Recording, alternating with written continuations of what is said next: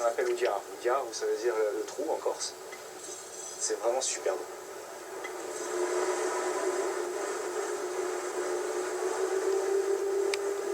Cet endroit, ça s'appelle l'Isoulou d'Ardes, ça sert aussi de signal pour la pêche. Celui-ci, à droite? Ouais.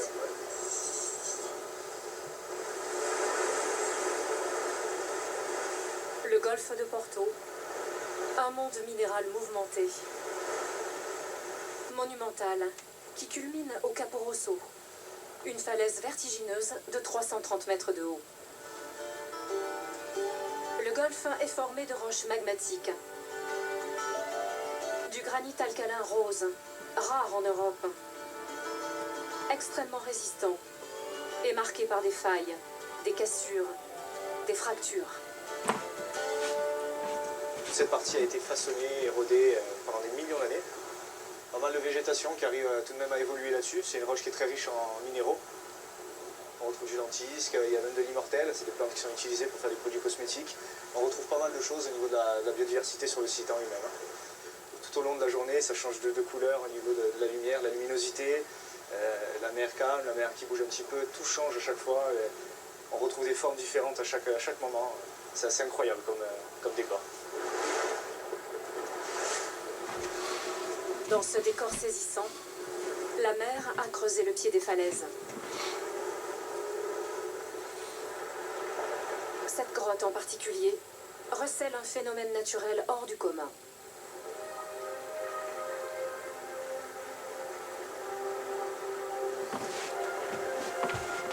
Elle possède 2 ouvertures sur la mer.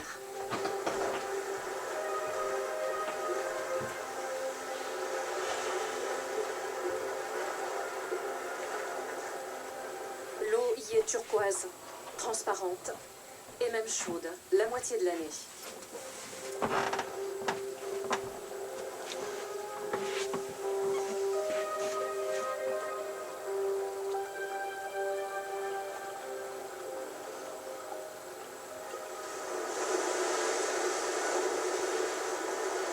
Entre les falaises, enfin, apparaît une petite crique. Plutôt réservée aux intimes, avec ses quelques cabanons de pêcheurs. Longtemps isolés ici, sans eau ni électricité. Ça, c'est la plage de Figadio, cette petite plage où les pêcheurs de Piana vivaient là durant l'été, pour être au plus près de la mer pendant la période de pêche. Alors chaque famille descendait ici, donc ils étaient 8, tous des amis, des cousins, c'était vraiment une ambiance très particulière ici. On a des super moments, là où j'ai appris à nager aussi. Et donc on restait ici tout l'été. Alors il y avait des poules sur la plage, il y avait vraiment, c'était une ambiance... Pour accueillir la chorale des 2 églises. Une chorale ici qui ne chante jamais en latin. Beaucoup de rochers, beaucoup de roches comme ça. Plus fraîches. Les nuits sont fraîches parce que la montagne est toute proche. Oui, par l'altitude, parce que comme l'eau des vignes est à 500 mètres, et on vient avec plaisir, travailler tous les Les matins. vins, c'est noble. Et le mariage est beau. L'attachement, il est fort. Il est très très fort, oui, très très fort.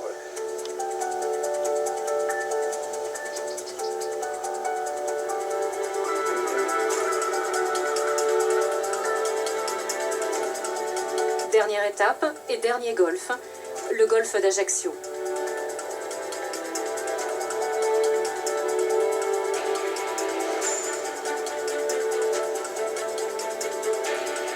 Plus de 50 000 habitants dans cette ville portuaire. Ajaccio, préfecture de la Corse du Sud, est d'origine génoise. Et ce sont les Génois qui ont bâti la citadelle. Un édifice imposant de 30 000 mètres carrés au sol, destiné aux soldats génois, puis français.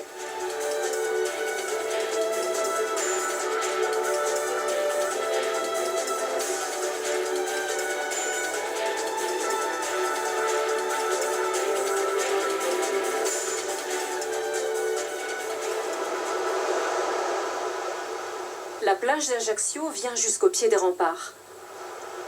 Mais l'entrée de la citadelle est strictement réservée, car tous les bâtiments sont placés sous autorité militaire. Et cela dure depuis plus de 500 ans, depuis la construction de cet ouvrage défensif. Véritablement à la défense de la ville, et puis surtout un château fort à partir duquel on puisse faire le va-et-vient entre une situation intermédiaire donc, entre ces Les deux. origines génoises d'Ajaccio. Petite cour cachée. Le terrain génois de Là, la on est citadelle, véritablement- aéré par de petites ouvertures sur la mer. Ils sont remarquables, ces souterrains, pour différentes raisons. D'abord parce qu'il n'y a pas d'équivalent dans toute l'île. Aucune des places n'a des souterrains aussi importants. On a conçu ça en briques. Les soubassements sont en pierre. Tout ce qui est encadrement de portes, etc., sont en pierre de taille. C'est véritablement une pièce majeure de la citadelle.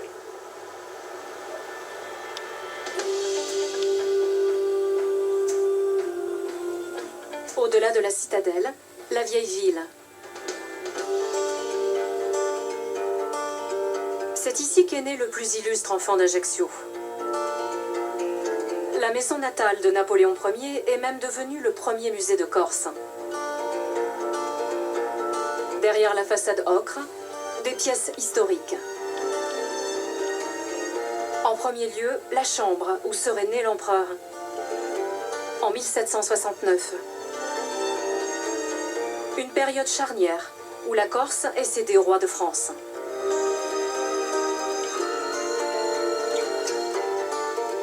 Des salons où l'empereur a grandi, jusqu'à la galerie où il aurait organisé une grande réception à son retour d'Égypte. Toute la maison a reçu de célèbres visiteurs, comme Balzac, Flaubert et l'impératrice Sissi.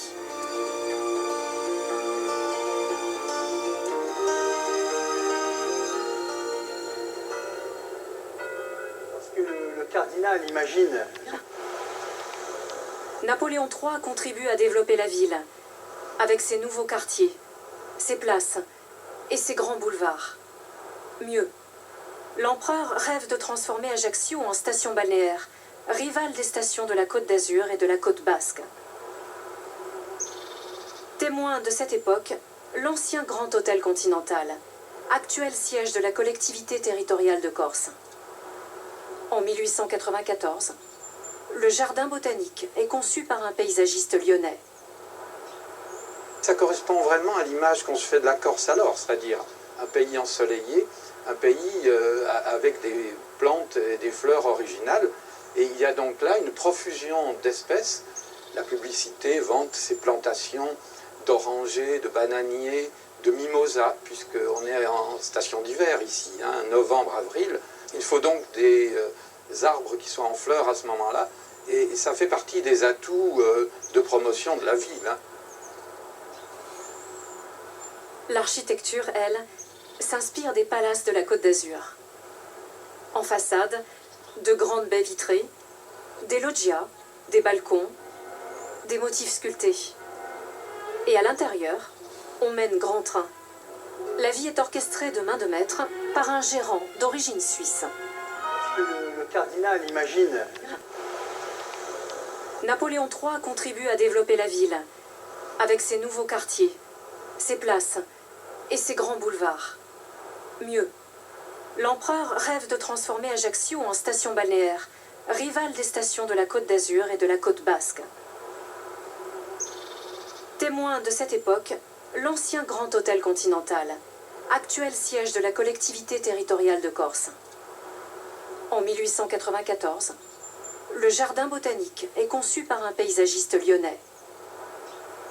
Ça correspond vraiment à l'image qu'on se fait de la Corse alors, c'est-à-dire un pays ensoleillé, un pays avec des plantes et des fleurs originales. Et il y a donc là une profusion d'espèces. La publicité vante ces plantations d'orangers, de bananiers, de mimosas, puisqu'on est en station d'hiver ici, hein, novembre, avril. Il faut donc des arbres qui soient en fleurs à ce moment-là.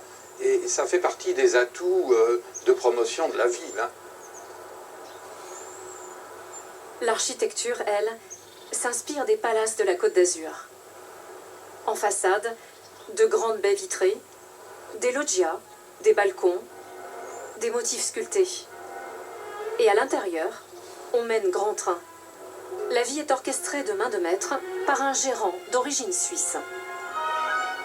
En 1896 est bâti le Cyrnos Palace. Un hôtel plus petit, mais tout aussi raffiné. Il s'ouvrait à l'époque sur un vaste jardin foisonnant. Les chambres étaient à la fois élégantes et lumineuses.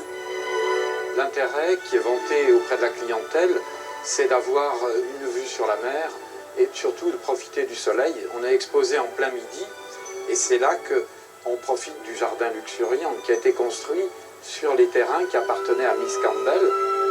Miss Campbell, une riche écossaise, amoureuse de la Corse et particulièrement séduite par la baie d'Ajaccio.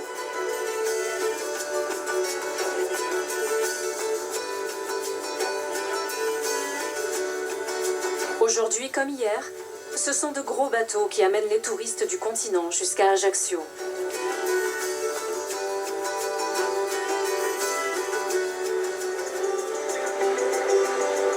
Enfin, un dernier héritage de cette même époque.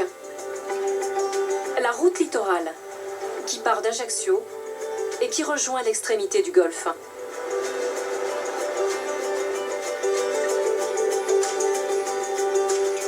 Cette route mène jusqu'à la pointe de la Parata, surmontée de sa tour génoise du XVIIe siècle.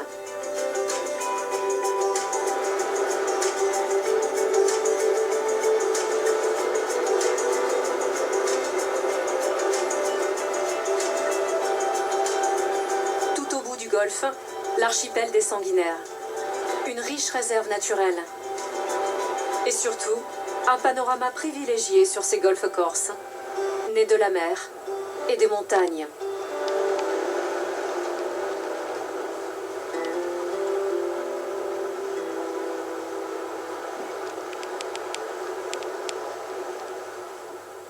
Retour à Bonifacio, un port naturel au fond d'un goulet, un éperon rocheux difficile d'accès. Vu du ciel, on comprend pourquoi la ville a suscité autant de convoitises.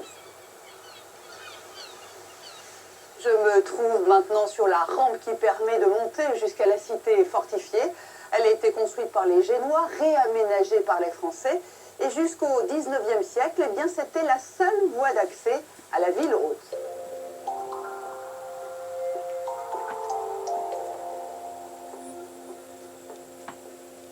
Devant moi, vous découvrez maintenant la porte d'entrée. Elle a été construite en 1588. Et à l'époque, eh bien, elle était contrôlée par 2 tours et un bastion que nous allons découvrir ensemble.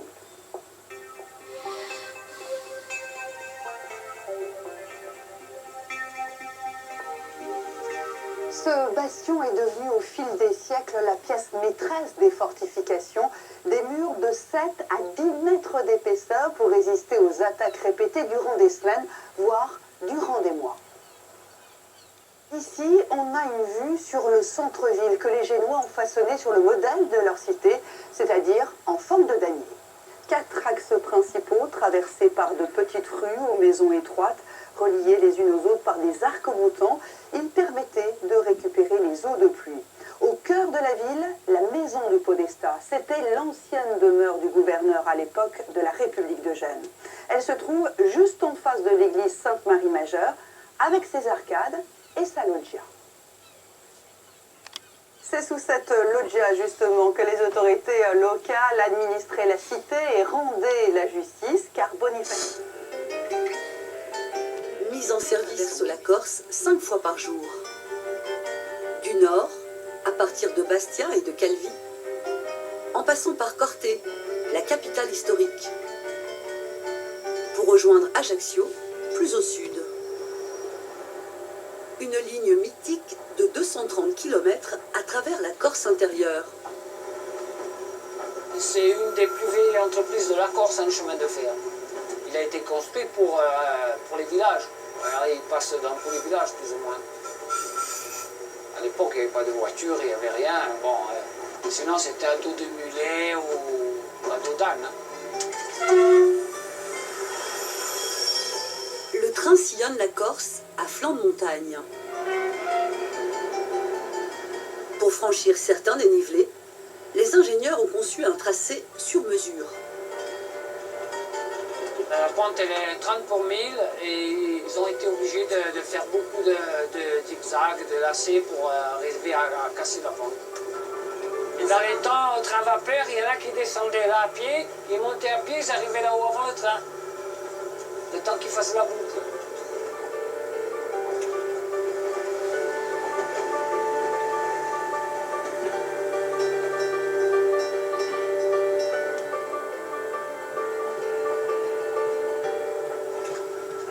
Avec 20 ans d'expérience, Pierre Pantalacci connaît ce trajet sur le bout des doigts.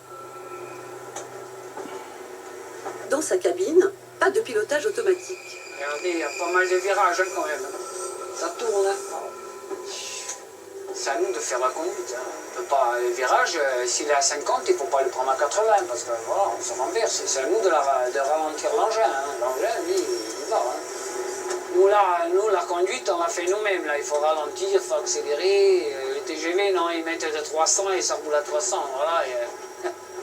On peut trouver un gros rocher là, ça peut vous faire dérailler. Et après, quand ça déraille, on ne commande plus rien. C'est l'engin qui commande tout. Le parcours du chemin de fer corse est jalonné d'ouvrages d'art. Comme ici, dans les gorges du Vecchio, au sud de Corte. Là, il y a les gorges du Vic, mais là, c'est un passage assez... Ah ouais, là, il ne faut pas louper le virage. La ligne compte une trentaine de tunnels et plus de 50 ponts et viaducs. Là, on va arriver sur le pont Eiffel.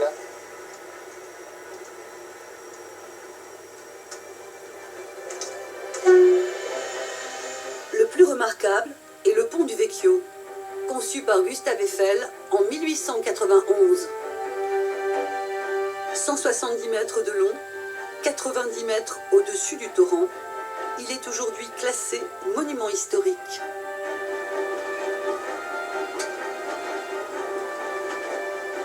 Ce pont Eiffel a joué un rôle majeur dans l'économie corse. À la fin du 19e siècle, le chemin de fer permet d'accéder aux forêts de pins de Vizzavone, à 900 mètres d'altitude. Alors, puis-je vous expédier train 5 à 15h? Aujourd'hui, Rosie est chef de gare à ce du Bois. Venait se ressourcer, surtout la Jet Society anglaise, qui arrivait par bateau, qui étaient des grands voyageurs. Avec ses cols à près de 1200 mètres d'altitude, Vizzavone marque le point le plus haut du chemin de fer corse. En 1880, les ingénieurs réalisent un exploit pour franchir de tels sommets.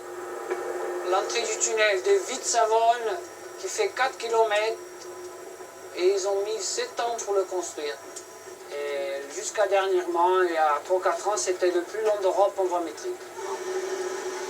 Il ne fait pas tout à fait 4 km, 3 km 956, enfin il manque une cinquantaine de mètres pour faire 4 km. Là on est en Corse du Sud. Des fois on sort là, il fait beau, et de l'autre côté il fait mauvais jusqu'à Bastia.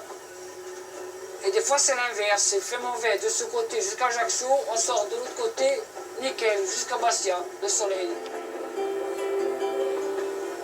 Encore 40 minutes et le train corse arrivera à la fin de son parcours. On va arriver à la gare d'Ajaccio, c'est le terminus du train corse. Je sens que je suis presque arrivé, mes gens ils sont en bon port et tout s'est bien passé, c'est ça qui compte. Ils auront apprécié le voyage, j'espère.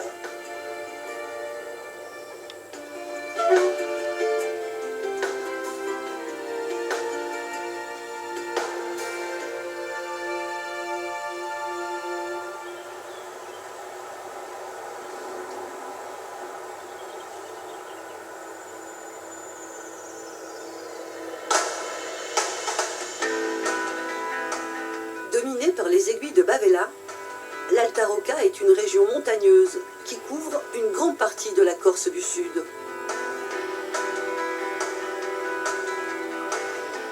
Au Moyen-Âge, on l'appelle la Terre des Seigneurs.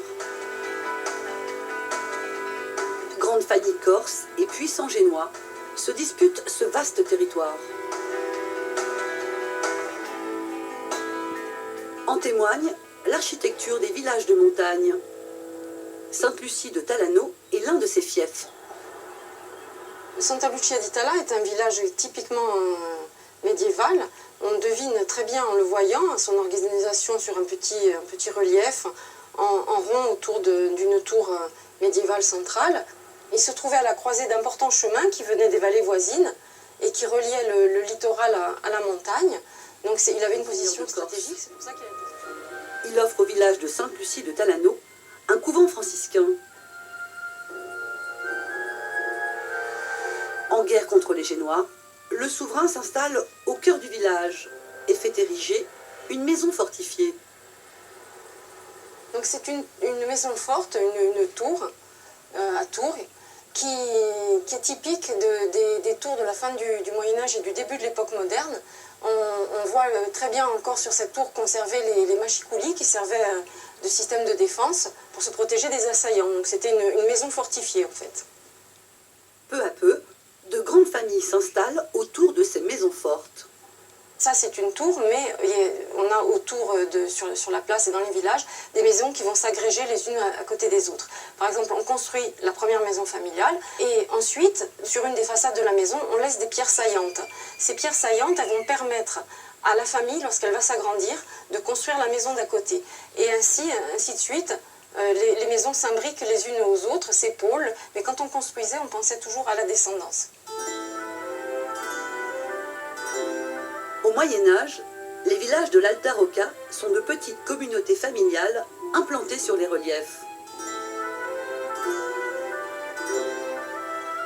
Les églises sont au cœur de ce maillage du territoire.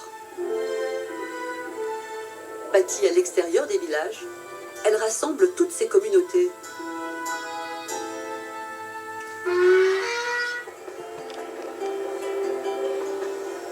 Encore 40 minutes et le train corse arrivera à la fin de son parcours.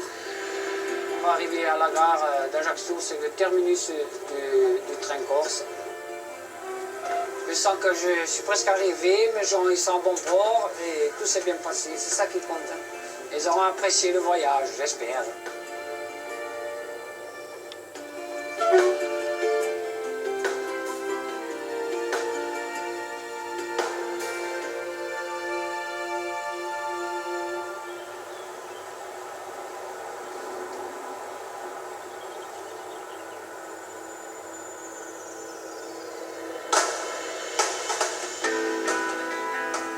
Dominée par les aiguilles de Bavella, l'Alta Rocca est une région montagneuse qui couvre une grande partie de la Corse du Sud.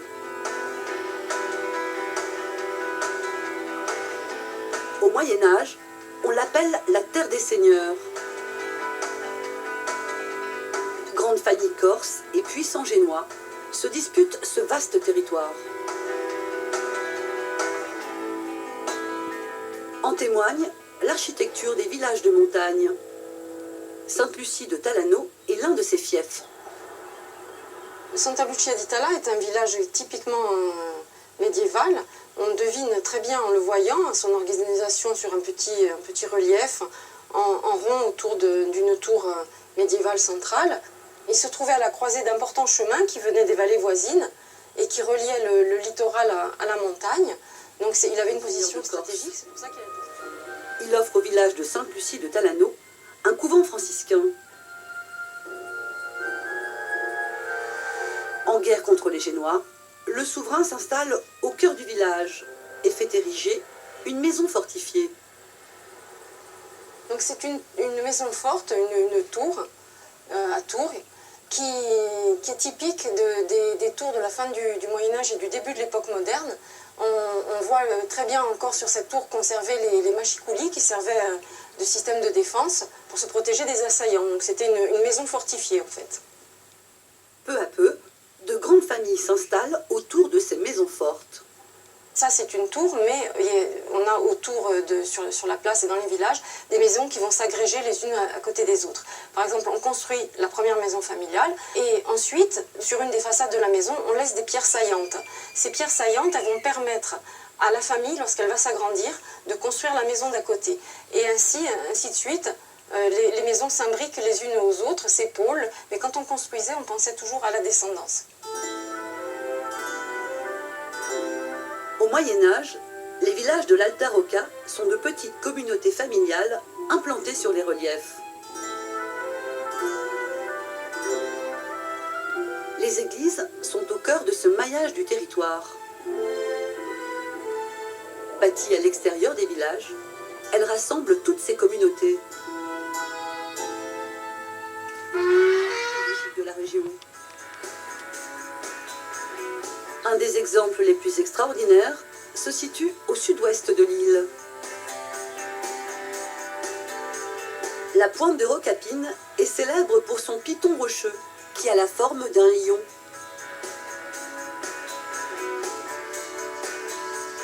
Dans le massif qui entoure Rocapine, le village de Monaccia-Dolène.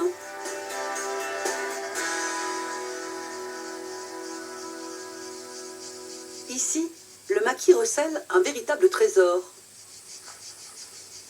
qu'il faut toutefois savoir dénicher. Son origine remonte à la préhistoire. L'Oriou, d'abord, vous voyez qu'il est construit sous une grotte, donc on utilise la grotte naturelle. Donc l'homme s'est servi de cette cavité pour construire ses murs et murer la grotte.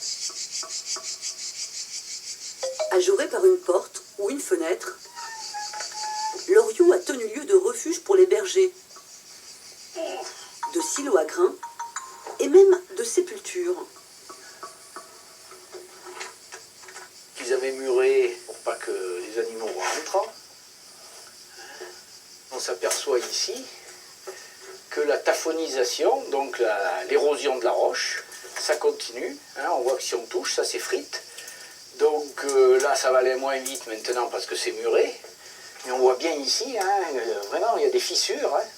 Ça continue, donc si c'était ouvert, ça s'agrandirait régulièrement.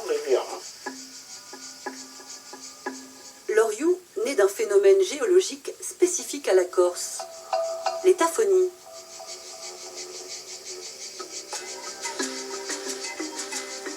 Pendant des millions d'années, le granit est naturellement creusé par le vent, le sel, le soleil et l'eau, jusqu'à former d'étonnantes sculptures de pierre, utilisées comme des grottes, que l'homme a peu à peu murées.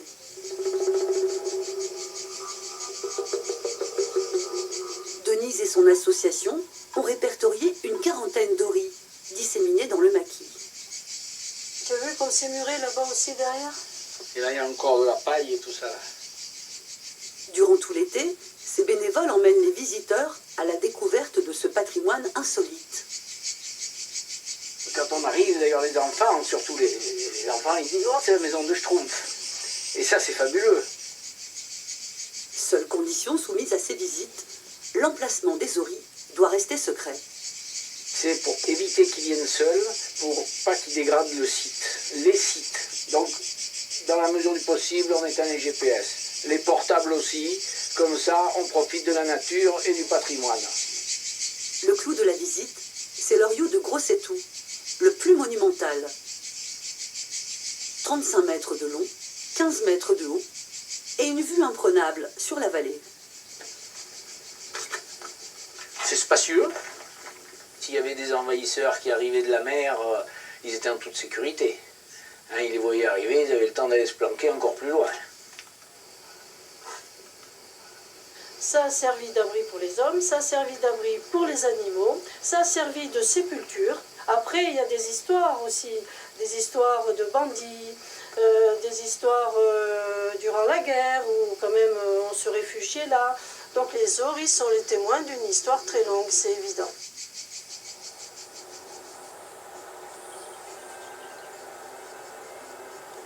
Beaucoup plus au nord, la haute vallée de la Restonica regroupe les plus hauts sommets de l'île et la majorité de ses 40 lacs glaciaires. Nous sommes à la frontière entre Haute-Corse et Corse du Sud.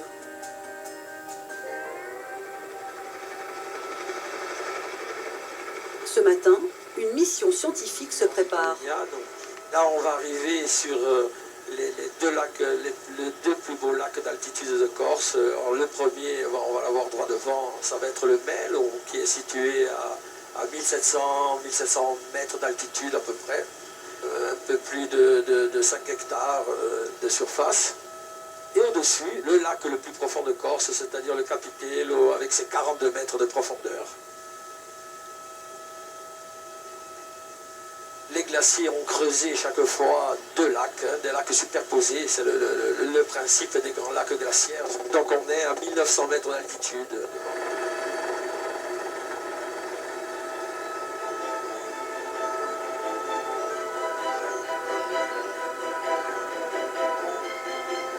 Véritable joyau de la Corse intérieure, ces lacs ont été naturellement creusés par l'avancée des glaciers, il y a 14 000 ans. Ils se situent entre 1310 et 2400 mètres d'altitude.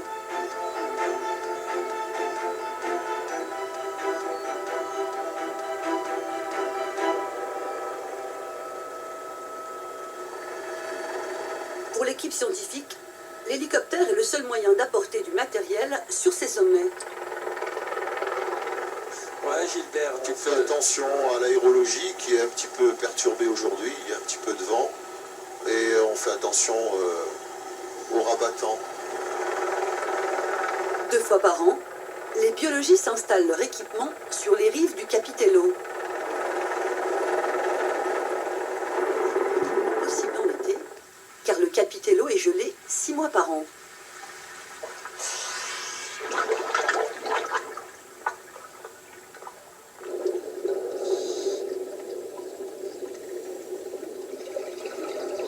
Les lacs d'altitude possèdent des eaux d'une qualité exceptionnelle.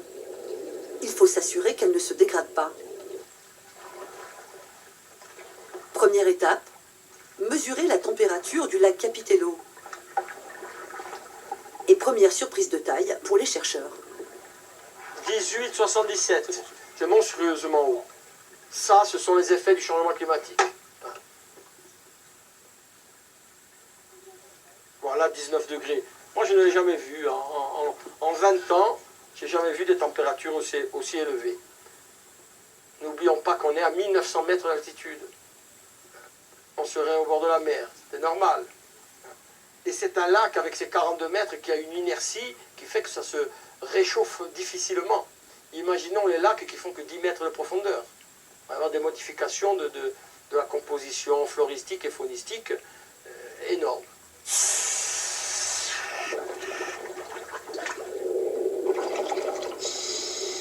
Deuxième étape de la mission, prélever des échantillons de sédiments à différentes profondeurs. Allez, ça arrive.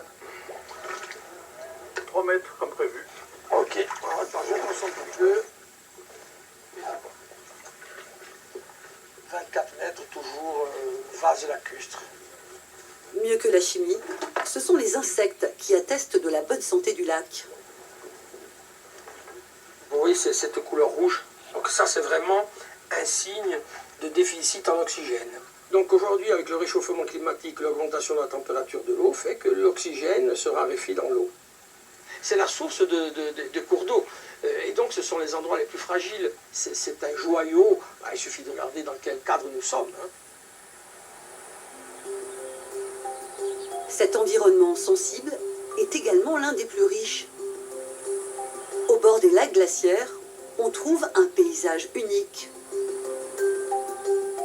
Des prairies parsemées de mares reliées par des canaux. Typiques des montagnes corses, on les appelle pozzines. C'est un botaniste continental qui a utilisé 2 termes. Le terme d'abord pozzi, qui veut dire un trou en italien, et après la terminaison in, la terminaison alpine, parce que ce sont des formations qui sont alpines. Ces pelouses hygrophiles, c'est-à-dire ces pelouses très humides, résultent du comblement des lacs d'altitude. De nombreux lacs glaciaires se sont naturellement comblés au fil des siècles. Ces pozzines en sont les vestiges. Vieilles de plusieurs milliers d'années, elles apparaissent au-dessus de 1500 mètres d'altitude.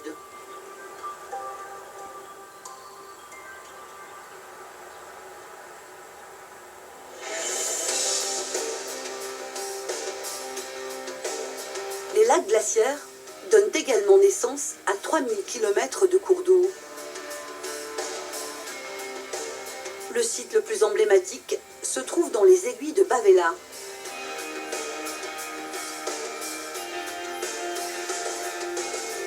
Ici, les rivières ont creusé la roche pour former des gorges profondes.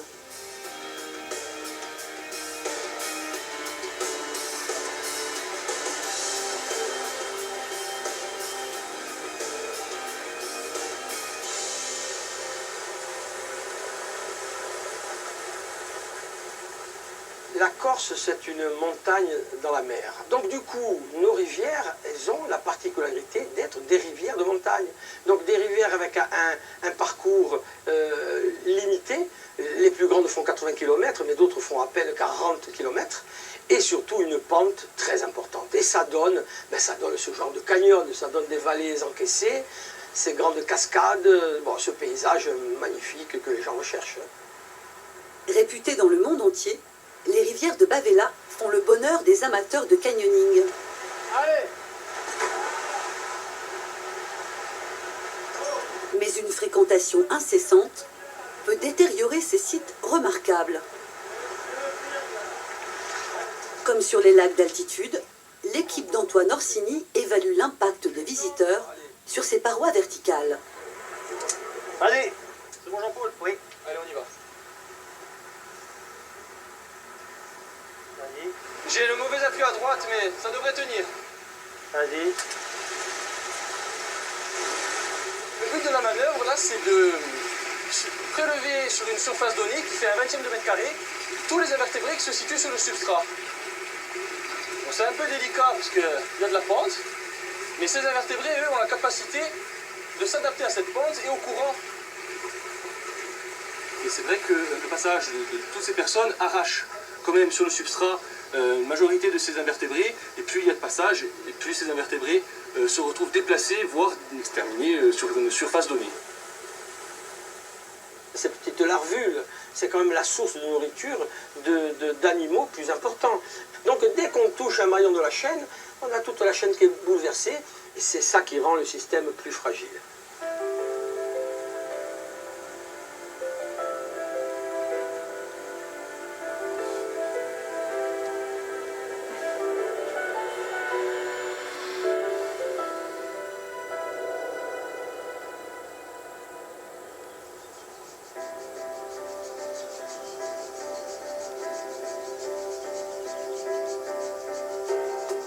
À mi-chemin entre Sartène et Bonifacio, l'Ortolo est une vallée mythique. Un terroir d'exception, connu depuis l'Antiquité. Il retrouve aujourd'hui son âge d'or grâce à une petite fleur jaune.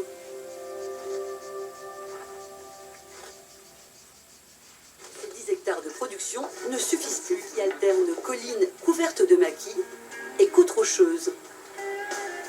Un espace de 1260 hectares. Michel y a obtenu l'autorisation exceptionnelle d'y récolter l'immortel sauvage, Et donc du coup, son typique de Sénétosa.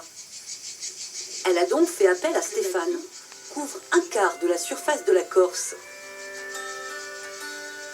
Plus de 2500 espèces de végétaux y poussent à l'état naturel.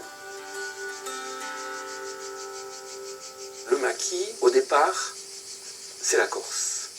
C'est le nom que l'on donne à la végétation qui pousse en Corse. C'est vrai que dans ce milieu, qu'est le maquis, on se rend bien compte que ce qui prédomine, ce qui est là, c'est le sauvage. Et sur ce plan-là, la Corse représente vraiment la dernière terre sauvage d'Europe. Ici, aucune des plantes qui sont autour de nous n'a été ni semée ni plantée par l'homme. Ce trésor que maintenant tout le monde découvre, si on arrive à le garder tel quel, c'est énorme. Parce que dans quelques décennies, ce sera comme un musée ici.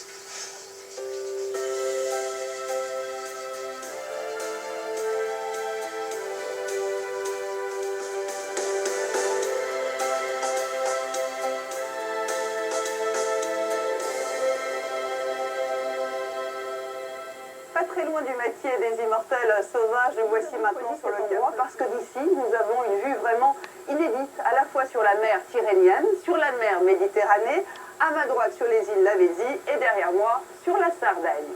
Nous sommes au cœur de la réserve naturelle. Bonifacio, à l'aube. Un bateau quitte le port. À son bord, Alain Tafani. Il a été appelé pour prendre les commandes d'un gros navire de commerce dans le parc marin international. À la sortie du port, le soleil commence à se lever. Un pilote maritime international. Un roulier de 200 mètres de long.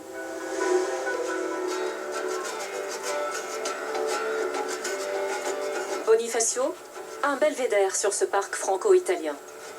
Un parc unique en Europe. Côté français, en Corse du Sud, il regroupe 4000 hectares de terre acquises par le Conservatoire du Littoral. Une petite réserve naturelle à Soirtonne. Et surtout, les Bouches de Bonifacio, la plus grande réserve naturelle de France métropolitaine.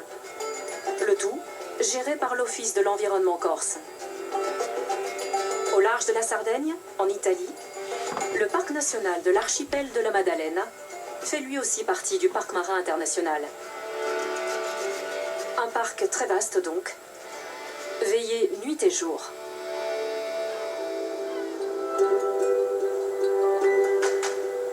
Cap de Pertusato, au sud de Bonifacio.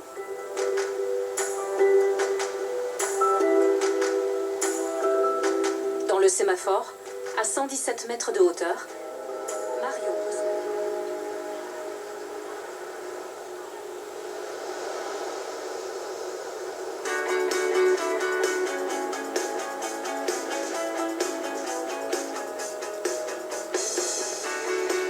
Côté terre, en Corse, le parc marin international, c'est aussi 52 km de promenade littorale.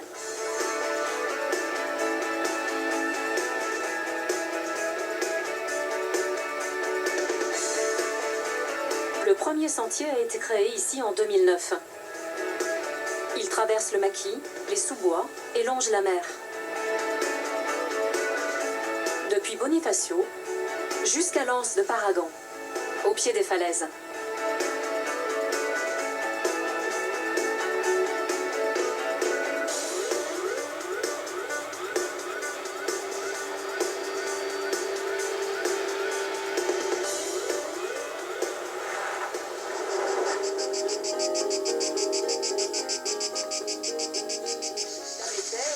Aux agriculteurs de s'abriter, d'entreposer du matériel.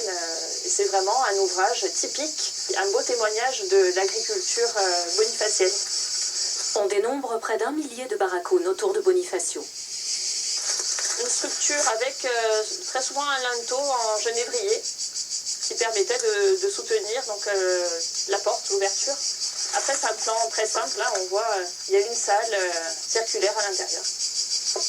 C'est une part d'histoire, c'est beau à voir, c'est un travail qu'ont fait nos ancêtres et qui n'est pas négligeable. On est découvert tous les ans, donc les jours sont comptés. Hein. Pour certains biens du patrimoine, là on voit, hein, ça va vite. Hein. Encore plus étonnant, sur son terrain, Thibault a également découvert une chapelle oubliée, cachée par les arbres et les broussailles.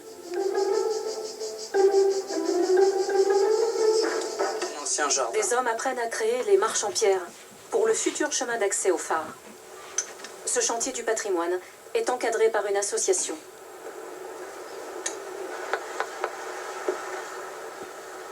C'est très important pour nous de travailler la pierre, ça nous permet d'utiliser des techniques qu'utilisaient nos anciens, nos ancêtres, et que nous avons perdu. Ces savoir-faire, nous ne les avons plus. Et c'est vraiment quelque chose qu'il faut à tout prix maintenir ici chez nous, en Corse, et que ça permette à ce patrimoine d'être restauré. Le patrimoine est également un chantier d'insertion.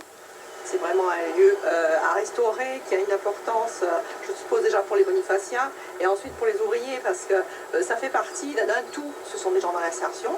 Alors j'espère que ce sera pour eux une nouvelle aventure qui leur ouvre des portes.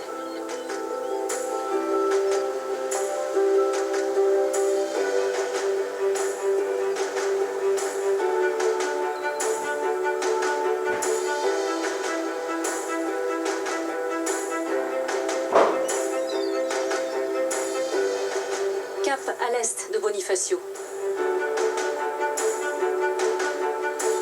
À 10 km au large, l'archipel des Lavezzi. Il fait lui aussi partie du parc marin international. C'est le point le plus méridional de la Corse et de la France métropolitaine. Un ensemble d'îles et d'îlots rocheux. Seule une petite partie de l'île Lavezzo est accessible au public. Le reste de l'archipel est fermé.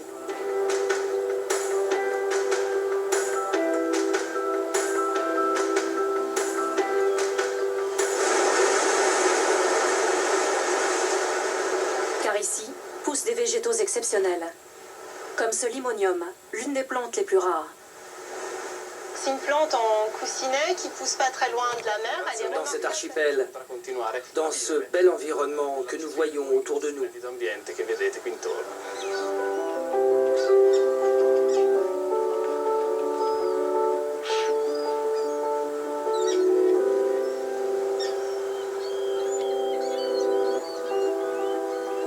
Entre la Sardaigne et la Corse du Sud, au sein du parc marin international, chacun tente ainsi de maintenir une harmonie.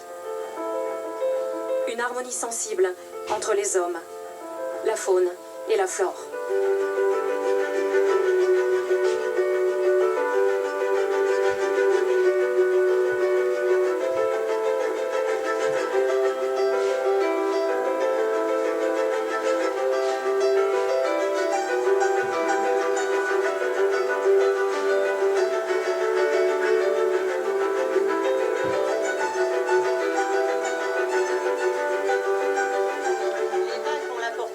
Jusqu'à la hauteur de la plante qui va être recouverte et qui risque de disparaître. Ça met en péril la survie de cette espèce qui est unique au monde. La pollution et la fréquentation touristique sont des menaces quotidiennes. Sans compter la concurrence avec les autres végétaux.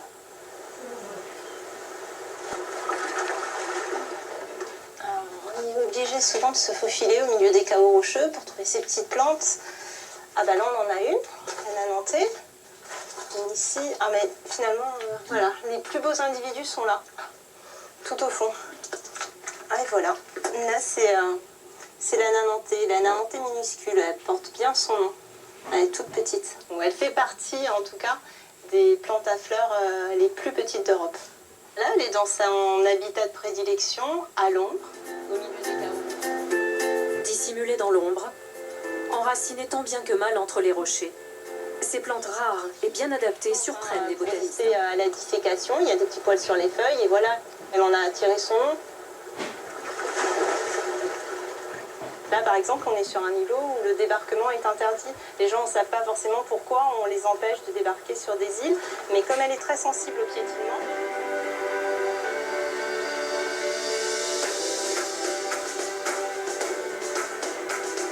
Toujours plus à l'est, nous remontons la côte. Direction la baie de la Rondinare, la base de la réserve nationale des Bouches de Bonifacio.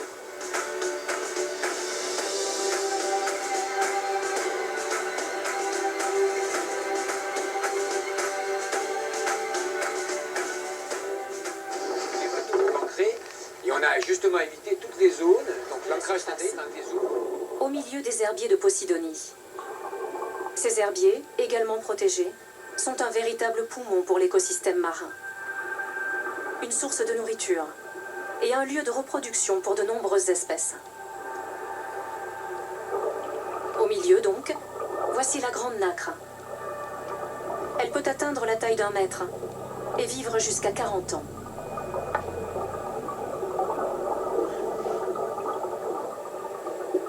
Ce jour-là, malheureusement, plusieurs nacres se sont trouvées sur le trajet du bateau de plaisance, comme le constatent aussitôt Nicolas et Paul.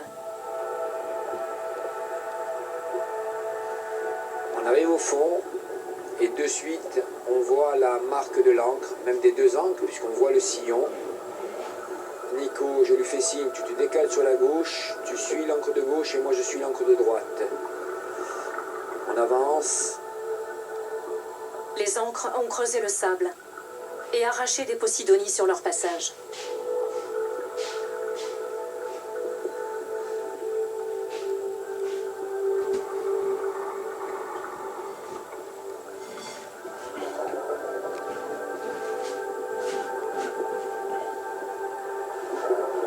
mauvaise surprise attend les plongeurs.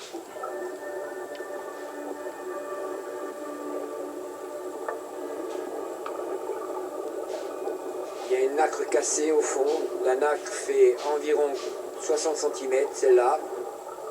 Une nacre d'aujourd'hui, parce qu'elle est encore entière, il y a le muscle. Cette nacre, brisée par l'encre, n'a aucune chance de survivre.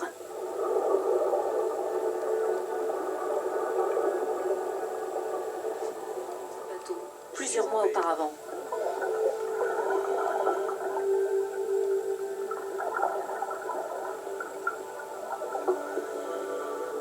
Enfin, quelques mètres plus loin, une nacre encore vivante gît sur le fond. Nicolas la replante en espérant la sauver. C'est désolant. Il y a l'urgence de grande nacre.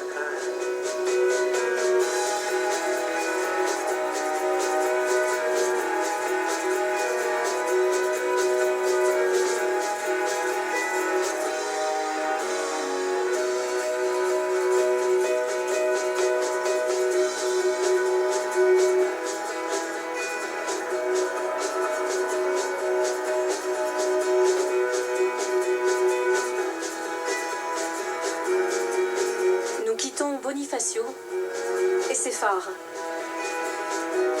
dressés face à la Méditerranée.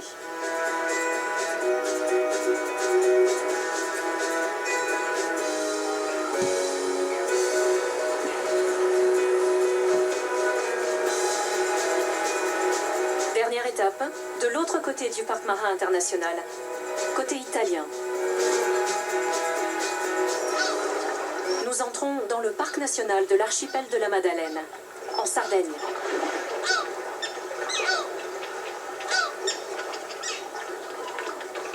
Rares sont les personnes admises sur ce site. Un privilège accordé aujourd'hui à un jeune ornithologue, une espèce menacée. C'est le seul goéland endémique de Méditerranée, une espèce importante qui a subi une forte baisse ces 50 dernières années. Parfois, nous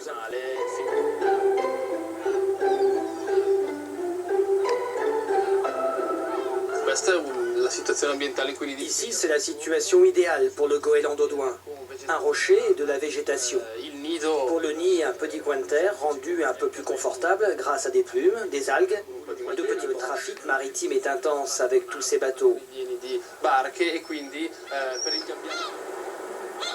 Juste en face, la ville. Et dans cette ville, sa place, qui s'est bien adaptée aux hommes. Aujourd'hui, il tend même à s'imposer dans l'archipel. Par chance, cette année... Jusqu'à maintenant,